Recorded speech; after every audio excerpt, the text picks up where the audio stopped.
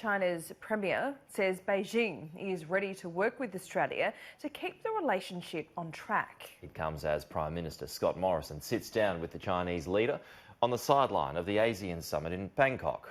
Political reporter Trudy McIntosh is following the Prime Minister. She filed this report.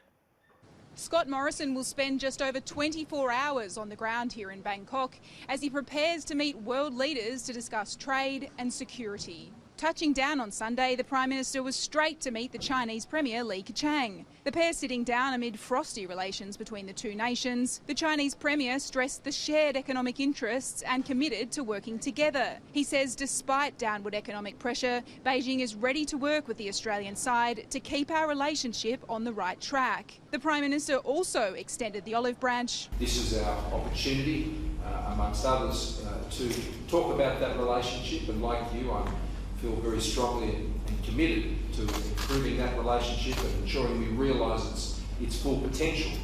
It was then onto the ASEAN Gala dinner, brushing shoulders with world leaders. On Monday, the Prime Minister will attend a business breakfast, announcing a boost in work and holiday visa places for Thai nationals. It's then on to a dedication ceremony for the Hellfire Pass at the Australian Embassy before the ASEAN formalities resume. Sustainable development will be the focus of the ASEAN leaders' lunch before the PM attends the East Asia Summit alongside 18 other nations, including Russia and the US. Security issues set to dominate before Mr Morrison turns his attention to trade at an RCEP meeting as leaders try and finalise a free trade deal. Despite early optimism that an agreement could be reached by the end of the year, it's understood India is holding out, introducing new demands ahead of the summit. There are still, for some parties, significant negotiations in terms of their own market access exchanges, how much they are willing to lower tariffs, open up quotas between one another.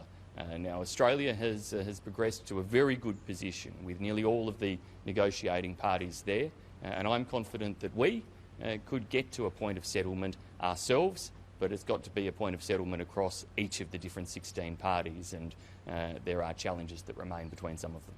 The PM is also expected to hold bilateral meetings with India, Singapore and Malaysia. Scott Morrison's agenda here in Bangkok had to be completely rejigged after just days before this summit, Chile cancelled APEC.